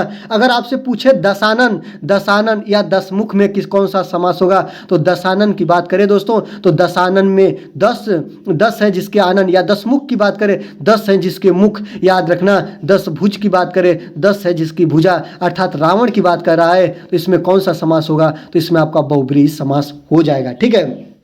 अगर आपको तत्पुरुष समास कहे तो तत्पुरुष समास में विभक्ति का लोप होता है। क्या होता है दोस्तों, विभक्ति का लोप होता है। जैसे आप लोग याद रखना, रसोई, रसोई याद रखेंगे, रसोई घर में पूछे तो रसोई घर में कौन सा समास है, आप क्या बोलेंगे, रसोई के लिए घर। कभी भी आपको समास पता करना है तो आप उसका क्या करेंगे, उसका संधि विच्छेद करेंगे। अब रसोई घर का संधि विच्छेद करेंगे तो रसोई के लिए घर, आपको पता है ना कि विभक्ति का लोप होता है के लिए, तो के लिए तो इसमें क्या होगा, तत्पुरुष समास होगा। आपको अगर ऐसे पूछे कि गंगा जल, गंगा जल में कौन सा समास होगा, गंगा का जल, आप इसको तोड़ेंगे तो गंगा का जल होगा, बीच में का आया और का क्या है दोस्तों, विभक्ति है, तो इसमें क्या होगा, तत्पुरुष समास होगा। इस बात को आप लोग याद रखना, ये चीजें आपके लिए बहुत बहुत इंपॉर्टेंट है। आपको एक चीज और बच उसको भी बता दूं, कर्मधारय समास पूछता है और इसमें विशेषण और विशेष होते हैं, याद रखना, विशेषण और विशेष होते हैं। इसमें जो होता है ना, विशेषता बताई जाती है, इसमें कर्ता की या किसी की विशेषता बताई जाती है। जैसे आप लोगों को मैं ऐसे दे दूं कि आप लोग बताएंगे कि कर्मधारय समास के कुछ एग्जाम्पल अगर मैं आपको दे दूं तो आप इसको कैसे बताएंगे, कैसे चीजों को याद रखेंगे। जैसे आप लोगों को मैं कह दूं अधपका, मैं कह दूं कि अधपका के बारे में बताइए कि अधपका में कौन सा आपका समास होगा, तो याद रखेंगे अधपका मतलब आधा पका हुआ, याद रखेंगे आधा पका हुआ भोजन की ये क्या बता रहा है, विशेषता बता रहा है, तो इसमें क्या होगा, आपका कर्मधारय समास होगा। इस बात को याद रखेंगे, इस चीज़ों को ध्यान रखेंगे, बहुत आपके लिए इंपॉर्टेंट है सब चीज़ें हैं, इसको आप ध्यान से चीज़ों को देखते चलेंगे। ठीक है, चलिए आगे देखते हैं, रसोई घर में कौन सा समास होगा। याद रखना, रसोई घर अभी बताएं, रसोई के लिए घर, और इसमें आपका तत्पुरुष समास होगा। ऑप्शन नंबर ए आपका बिल्कुल करेक्ट आंसर हो जाएगा। आपको मैं बता दूं, नीलकंठ में बहुत ज़्यादा पूछा है, तो नीलकंठ में कौन सा समास होगा, इसमें काफ़ी विवाद रहता है। याद रखना, नीला है जिसका कंठ, लोग इसको कर्मधारय का एग्जाम्पल कुछ लोग मानते हैं और कुछ लोग इसको बहुब्रीहि का मानते हैं। याद रखना, कहीं भी आपका एग्जाम में आ जाए तो आप बहुब्रीहि के साथ जाना दोस्तों, कर्मधारय के साथ मत जाना, क्योंकि बहुत से एग्जाम में पूछा है और एग्जाम आयोग ने बहुब्रीहि को माना है। क्यों माना है, इसका डिस्कशन आपको बता दूं। नीलकंठ, नीला है जिसका कंठ, याद रखेंगे, इसको तोड़ेंगे, नीला है जिसका कंठ, याद रखेंगे, और नीला है जिसका कंठ अर्थात भगवान शिव की बात कर रहा है। और याद रखना, इसमें आपका बहुब्रीहि समास होगा। आपका कर्मधारय समास की प्रधानता नहीं पाई जाती है, इसका करेक्ट आंसर आपका बहुब्रीहि होता है। आप लोग ऐसा मत करेंगे कि कर्मधारय के समास के साथ जाएंगे, लेकिन कर्मधारय भी कई बुकों में लिखा होता है कि नीलकंठ कर्मधारय का भी एग्जाम्पल है। अगर बहुब्रीहि नहीं दे रहा है तब कर्मधारय के साथ आप जा सकते हैं, माइंड में आप इसको रखे रहें, ठीक ना, ये बातों को याद रखेंगे। नीलगाय में कौन सा समास है, तो नीलगाय यहाँ पे गाय की विशेषता बता रही है, वह गाय जो नीली है, याद रखेंगे, और नीली गाय की क्या बता रही है, विशेषता बता रही है, गाय की इसी है दोस्तों, नीली है। और जहाँ कहीं भी विशेषण और विशेष जैसी विशेषता जैसी बात आए वहाँ पे कर्मधारय समास होता है। ऑप्शन नंबर सी आपका सही हो जाएगा। द्विगु जो होता है संख्यावाची होता है, इसमें संख्या की बात कही जाती है। अव्ययी भाव समास में उपसर्ग लगा होता है, तत्पुरुष में विभक्ति का लोप होता है। सब चीज़ों को आप लोग याद रखते रहेंगे, ठीक है। ग्रस्त का विपरीतार्थक शब्द क्या होगा, मतलब ग्रस्त का विपरीतार्थक का मतलब होता है विलोम, ये बात याद रखना है। ग्रस्त याद रखेंगे, वह जो है ना उस बीमारी से ग्रस्त है, ग्रस्त का मतलब होता है पीड़ित, याद रखेंगे। ग्रस्त का मतलब क्या होता है, पीड़ित होता है, ग्रस्त को मतलब होता है पीड़ित। और ग्रस्त का विपरीतार्थ क्या होगा, मुक्त, सुप्त, लुप्त और ग्राह्य, क्या होता है, तो पीड़ित को बोलते हैं ग्रस्त और मुक्त मतलब फ्री को बोलते हैं मुक्त। इसका विलोम शब्द क्या होगा, मुक्त होगा। ऑप्शन नंबर ए आपका बिल्कुल सही आंसर हो जाएगा। चलिए मैं कुछ चीजों को बता दूं, आप इसको ध्यान से बताएंगे। अगर आपको पूछे परीक्षा में कि अनिवार्य का विलोम शब्द क्या होगा, तो अनिवार्य का मतलब होता है निश्चित रूप से आपको करना है, और वही कह देता है ऐच्छिक अथवा। याद रखेंगे इसका विलोम शब्द क्या होता है दोस्तों, अनिवार्य का विलोम शब्द होता है ऐच्छिक। ये बात याद रखना, बहुत इंपॉर्टेंट। मैं कुछ विलोम शब्द को लेकर आपके सामने आ रहा हूं जो आप इसको ध्यान से रखेंगे। याद रखेंगे मुख का क्या होता है, मुख का क्या होता है दोस्तों, वाचाल होता है। कम बोलने वाला, अधिक बोलने वाला, वाचाल होता है। इसको आप याद रखना। आपको बता दें, अगर कह दे कि भूत का विलोम शब्द क्या होता है, तो भूत का विलोम शब्द होता है भविष्य। क्या होता है दोस्तों, भविष्य होता है। याद रखेंगे प्रेजेंट का क्या होता है, फ्यूचर होता है। इसे आप लोग ऐसे याद रखेंगे। प्रवेश, प्रवेश मतलब वह आप किसी भी रूम में प्रवेश कर रहे हैं, और प्रवेश का विलोम शब्द आप क्या रखेंगे, तो प्रवेश का विलोम शब्द होता है निकास। प्रवेश मतलब कि ग्रहण करने को प्रवेश बोलते हैं, और निकलने को क्या बोलते हैं, निकास बोलते हैं। अगर आपसे पूछे कि प्रभावी का विलोम शब्द क्या होता है, तो प्रभावी का जो विलोम शब्द होता है अप्रभावी हो जाता है। क्या हो जाता है दोस्तों, अप्रभावी हो जाता है। अगर आपसे पूछे कि शुष्क का विलोम शब्द क्या होता है, या आपका यूपी टेट का प्रीवियस ईयर है, शुष्क का आपका क्या होता है दोस्तों, आर्द्र हो जाता है। क्या हो जाता है दोस्तों, आर्द्र होता है। इस बात को आप लोग याद रखेंगे। अगर आप से पूछे कि पंडित, जो बहुत ज्यादा पढ़ा लिखा होता है उसको पंडित बोलते हैं, और जो बिल्कुल ना पढ़ा लिखा होता है, जो जिसको कुछ जानकारी ना हो, कुछ ज्ञान ना हो, उसको हम लोग क्या बोलते हैं, मूर्ख होता है। पंडित का विलोम शब्द आपका मूर्ख होता है। याद रखना, दीर्घ का मतलब होता है बड़ा, याद रखेंगे लंबा, और इसका जो छोटा होता है वो लघु होता है। दीर्घ का विलोम शब्द आपका क्या होगा, लघु होगा। आप लोग याद रखना, ये चीज बनता है अनुलोम। अनुलोम का विलोम शब्द क्या होगा, तो अनुलोम का विलोम शब्द होता है दोस्तों विलोम। क्या होता है दोस्तों, विलोम होता है। इस चीज को याद रखेंगे। आदान, आदान का विलोम शब्द आप बताते रहेंगे, मन में ध्यान रखते रहेंगे। आदान का विलोम शब्द क्या होता है, तो आदान का विलोम शब्द होता है दोस्तों प्रदान। ये भी याद रखना, बहुत इंपॉर्टेंट है। यूपी ट्रिपल एससी में यह प्रश्न बना है, और आपका केवीएस दोनों में बना है कि कृत्रिम, कृत्रिम का विलोम शब्द क्या होता है। जो मनुष्य बनाता है उसको कृत्रिम बोलते हैं, और जो भगवान द्वारा गिफ्ट ऑफ गॉड, भगवान द्वारा दिया गया है, उसको हम लोग क्या बोलते हैं, प्राकृतिक बोलते हैं। तो जो आपका कृत्रिम का विलोम शब्द होता है वो क्या होता है, प्राकृतिक होता है। आप लोग एक और बताएंगे, सापेक्ष। सापेक्ष का विलोम शब्द क्या होता है, तो सापेक्ष का विलोम शब्द होता है दोस्तों निरपेक्ष। क्या होता है प्यारे, निरपेक्ष होता है। एक बात याद रखना, यूपी टेट का प्रीवियस ईयर है कि उपकार, उपकार का विलोम शब्द क्या होता है दोस्तों, तो उपकार का विलोम शब्द होता है अपकार। और एक और याद रखेंगे दोस्तों, बहुत इंपॉर्टेंट है, ये भी प्रीवियस ईयर में पूछा है, तुच्छ। तुच्छ का मतलब होता है छोटा, और याद रखेंगे तुच्छ का विलोम शब्द क्या होता है, तो तुच्छ का विलोम शब्द महान होता है। बहुत इंपॉर्टेंट कुछ विलोम शब्द होते हैं, जैसे रात का दिन होता है, बड़ा का छोटा होता है, बहुत इंपॉर्टेंट है। मैं आपको एक वीडियो विलोम शब्द से लाऊंगा, एक वीडियो मुहारा से लाऊंगा, ऐसे ऐसे एक एक वीडियो बना दूंगा, जो आप वीडियो देखेंगे आपका जो आगामी एग्जाम होगा ना वो क्लियर हो जाएगा विलोम शब्द से। ठीक है, इस बात को याद रखना। ठीक है, चलिए आगे चलते हैं। 21 नंबर की बात रखते हैं, अनुपम का पर्यायवाची शब्द क्या होगा। चलिए 21 नंबर की बात रखते हैं, अनुपम। याद रखेंगे इसका पर्यायवाची बताना है। अनुपम का मतलब होता है उसके अनुसार या उसके जैसा कोई और न हो। इस भाव को याद रखेंगे, उसका भाव यही होता है। तो स्वर्गीय होता है कि लौकिक होता है कि पार्थिव होता है कि अदिति होता है, तो अनुपम का क्या होता है दोस्तों, अदिति होता है। ऑप्शन नंबर डी आपका बिल्कुल करेक्ट आंसर हो जाएगा। और अदिति मतलब उसके जैसा कोई और ना हो, इस बात को याद रखते हैं। अब हम तेजी से वीडियो को खत्म करने का प्रयास करेंगे, क्योंकि लंबी वीडियो हो रही है दोस्तों। अगर आपने वीडियो को अब तक लाइक नहीं किया दोस्तों, तो एक लाइक बनता है, क्योंकि मेरा एक रिक्वेस्ट बस आपसे लाइक का ही होता है। चलिए आगे देखते हैं।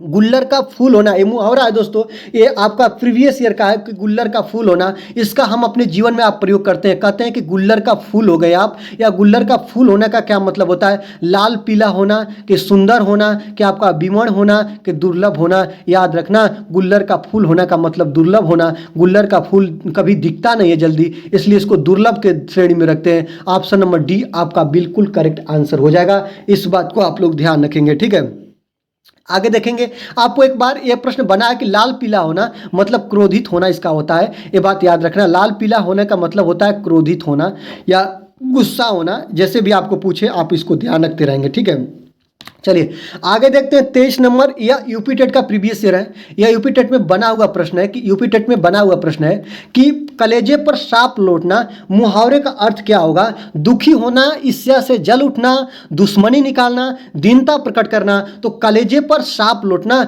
मतलब देखना दोस्तों, कलेजे पर सांप लौटना का मतलब होता है ना कि क्या करना, ईर्ष्या करना। दूसरे की तरक्की को देखकर आपके कलेजे पर सांप लौट गया, या उसके कलेजे पर सांप लौट गया, मतलब इसका होता है ऑप्शन नंबर बी ईर्ष्या करना, मतलब कि ईर्ष्या से जल उठना, कलेजे पर सांप लौटना होता है। बहुत इंपॉर्टेंट होता है। ठीक है, अगर आपसे मैं पूछूं कि अंधे की लाठी, याद रखना अंधे की लाठी का क्या मतलब होता है, ये आपका कई बार पूछा है कि अंधे की लाठी होना, तो अंधे की लाठी का मतलब होता है कि एकमात्र सहारा, अंधे का एकमात्र सहारा होता है। कि याद रखना अंधे की लाठी अगर पूछे तो इसका मुहावरे का अर्थ होता है कि एकमात्र सहारा होना। ये बात याद रखना, एकमात्र सहारा होना, आप इसको ध्यान रखते रहेंगे, ठीक है। अभी आपको मैंने बताया ना आग बबूला होना, अगर आपसे कहे कि आग बबूला होना का मतलब क्या होता है, कि आग बबूला होना का मतलब क्रोधित होना, मतलब गुस्सा होना, ये बात याद रखना, इसका मुहावरे का मतलब ये होता है। अक्ल का दुश्मन, याद रखेंगे अक्ल का मतलब होता है बुद्धिमान से, और अक्ल का दुश्मन का मतलब क्या होता है दोस्तों, मूर्ख होना। याद रखेंगे अक्ल का दुश्मन का मतलब होता है मूर्ख होना, मतलब उसका अक्ल है ही नहीं दोस्तों। याद रखना अपने मुंह मिट्ठू बनना, याद रखने अपने मुंह मियाँ मिट्ठू बनना, ऐसे भी बन सकता है कि अपने मुंह मियाँ मिट्ठू बनना, मतलब अपनी प्रशंसा स्वयं करना, ये चीजें याद रखें। आंखों का तारा, याद रखेंगे आंखों का तारा, आंखों का तारा मतलब होता है कि राम अपने माँ का आंखों का तारा है। जब आपको कभी समझ में ना आए ना कि मुहावरा कैसे सॉल्व करेंगे, तो उसका आप अपने जीवन के वाक्य प्रयोग में तोड़ लीजिए। आंखों का तारा मतलब राम अपने माँ के आंखों का तारा है, मतलब क्या हो रहा है दोस्तों, आंखों का तारा होना मतलब बहुत प्यारा हो जाना, याद रखना बहुत प्यार करना, या आंखों का तारा का अर्थ होता है बहुत प्यारा, इस बात को आप याद रखना। एक बार आपका DSSB में प्रश्न बना है कि नाको चने चबाना, याद रखना आप क्या बताएंगे, नाको चने चबाना। तो नाको चने चबाना का मतलब क्या होता है, इसका जो अर्थ होता है ना मुहावरा में, कठिनाई झेलना। याद रखना इसका क्या होता है दोस्तों, कठिनाई झेलना, इसका जो आपका मुहावरा होता है इसको बोलते हैं कठिनाई झेलना, इस बात को याद रखना। अपनी खिचड़ी अलग बनाना, इसका आप बताएंगे दोस्तों कि अपनी खिचड़ी अलग पकाना या बनाना, अपनी खिचड़ी अलग पकाना या बनाना, आप इसको कैसे याद रखेंगे। अपनी खिचड़ी अलग पकाना का मतलब होता है सबसे अलग काम करना, इसका मतलब होता है दोस्तों कि सबसे अलग रहना या सबसे अलग काम करना, इसका भाव मतलब होता है सबसे अलग के भाव में आता है कि आप अलग रहोगे, अपनी खिचड़ी अलग पकाओगे, ठीक है। एक बार यूपी टेट में प्रश्न बना है कि अंधे के हाथ बटेर लगना, आप कैसे याद रखेंगे कि अंधे के हाथ बटेर लगना, अंधे के हाथ बटेर लगना, आप इसको क्या बोलेंगे या इसका क्या अर्थ होगा कि अंधे के हाथ बटेर लगना, कैसे क्या करेंगे, मतलब अंधे के हाथ बटेर लगना मतलब कोई व्यक्ति क्या है अंधा और उसके सामने उसके पास बहुत कीमती कोई चीज लग गई या उसके हाथ कोई कीमती सफलता लग गई, तो आप उसको क्या करेंगे, अंधे के हाथ बटेर लगने का मतलब होता है अचानक कोई लाभ मिल जाना, ये बात याद रखना, अचानक कोई लाभ मिल जाना। अंगूठा दिखाना, अगर आपको पूछे कि अंगूठा दिखाना मुहावरे का अर्थ क्या होता है, तो अंगूठा दिखाना का मतलब होता है मना करना, ये बात आप याद रखना, मना करना होता है। कान का कच्चा होना, ये प्रश्न आपका यूपी टेट का है, आप बताएंगे कि कान का कच्चा होना, कान का कच्चा होने का मतलब होता है सुनी सुनाई बातों पर विश्वास कर लेना, याद रखना कान का कच्चा होने का मतलब सुनी सुनाई बातों पर विश्वास कर लेना। कीचड़ उछालना, अगर आपसे पूछे कि कीचड़ उछालना का मुहावरा का अर्थ बताइए, तो आप क्या बताएंगे, कीचड़ उछालना मुहावरा का अर्थ होता है ना किसी के छवि पे आप कीचड़ उछाल रहे हो, तो कीचड़ उछालने का मतलब होता है बदनामी करना, ये बात याद रखना, इसका मतलब होता है बदनामी करना, कीचड़ उछालने का मतलब होता है बदनामी करना। आपको मैं एक बात बता दूं, आज आपको मैं एक मुहावरा लास्ट मुहावरा बता रहा हूं, याद रखना पानी पानी होना, आप लोग जानते हैं पानी पानी होना, पानी पानी होने का मतलब होता है राम ने श्याम को समाज के सामने पानी पानी कर दिया, पानी पानी का मतलब होता है दोस्तों लज्जित करना, क्या होता है दोस्तों, लज्जित होना, याद रखना बेइज्जत होना या लज्जित होना, इसका भाव होता है, इसका अर्थ होता है, ठीक है। इस तरह आप लोग देखेंगे, बहुत इंपॉर्टेंट आपके लिए चीजें हैं, ठीक है। चलिए आगे देखते हैं 24 नंबर की बात करेंगे, शुद्ध वर्तनी वाले शब्द का चयन कीजिए। अब इसमें शुद्ध वर्तनी छाटना है कि कौन सा आपका वर्तनी है जो शुद्ध है, आपका अंत्याक्षरी है कि आपका पूजनीय है कि तदुपरांत है कि आपका कवित्री है। आपको बता दूं शुद्ध वर्तनी जो बहुत ज्यादा पूछता है, आपको पता है ना दोस्तों कि जो अंत्याक्षरी होती है ना, अंत्याक्षरी वह अंत्याक्षरी जो होती है ना दोस्तों वह ऐसे लिखते हैं, यही आपका क्या है दोस्तों शुद्ध वर्तनी है। ऑप्शन नंबर ए आपका बिल्कुल सही हो जाएगा, तो इसको लिखने की जरूरत है नहीं। आपको मैं बता रहा हूं हूँ। जैसे कई बार बनाए ना कि महत्वपूर्ण आप लिखकर बताइए, आपको अलग तरीके से दे देगा। और महत्वपूर्ण की शुद्ध वर्तनी ऐसे होती है, आप लोग ध्यान रखेंगे। महत्वपूर्ण को इस तरह से हम लोग लिखते हैं। आपको कई बार पूछता है उज्ज्वल, याद रखेंगे उज्ज्वल, उज्ज्वला योजना से आप लोग याद रखेंगे। जो उज्ज्वल होता है ना, इसमें 2 आधा ज होता है और इसको ऐसे लिखते हैं, ये जो होता है ना उज्ज्वल लिखा जाता है। आपको कई बार बना है कि आशीर्वाद कैसे लिखते हैं। बहुत लोग आशीर्वाद को गलत तरीके से लिख देते हैं और आशीर्वाद को दोस्तों इस तरह से लिखते हैं। आप लोग इसका देखते रहेंगे, शुद्ध वर्तनी आपका ऐसे ऐसे चीजें की होती है। ठीक है, आगे देखेंगे।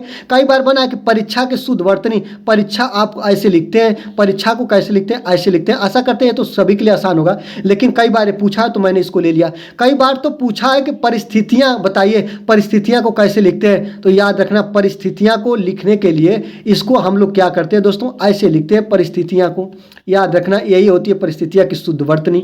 आप लोग याद रखेंगे प्रमाणिक जो होता है ना, प्रमाणिक, प्रमाणिक को कैसे लिखते हैं। तो प्रमाणिक की शुद्ध वर्तनी आप लोग ऐसे लिखते हैं, ये भी याद रखना। कई बार तो पूछा है कि पुस्तकालय का शुद्ध रूप क्या होता है। तो याद रखेंगे पुस्तकालय को ऐसे लिखते हैं, यह जो होती है शुद्ध वर्तनी होती है। आपको मैंने बता दूं दोस्तों, ये DSSB में पूछा है, ये भी टीचर का एग्जाम होता है। आप लोग इसमें पूछा है कि पूर्णिमा में कौन सी वर्तनी होगी। तो शुद्ध वर्तनी क्या होगा, तो पूर्णिमा को ऐसे लिखते हैं, ये भी बात आप लोग याद रखेंगे। बहुत इंपॉर्टेंट है कवित्री, कई बार ये चीज़ों को पूछ देता है। इसको लिखते हैं कवयित्री, याद रखेंगे, इसको इस तरह लिखते हैं। ये चीज़ों को आप लोग याद रखना, ये इंपॉर्टेंट चीज़ें हैं, ये चीज़ें आपके लिए पूछता है। ठीक है दोस्तों, वीडियो लंबी होने के कारण और काफ़ी एनर्जी लॉस होने के कारण आज की वीडियो केवल 24 प्रश्नों की होगी। आज की वीडियो आपको कैसी लगी, इसके लिए आप कमेंट बॉक्स में हमको जरूर बताएं। दोस्तों वीडियो को आप लाइक कर लीजिए, चैनल को आप सब्सक्राइब कर लीजिए, बेल आइकन को प्रेस कर लीजिए। और आज की वीडियो में बस इतना ही, दीजिए मुझे विदा। देखते रहिए आप अभिषेक एकेडमी। धन्यवाद।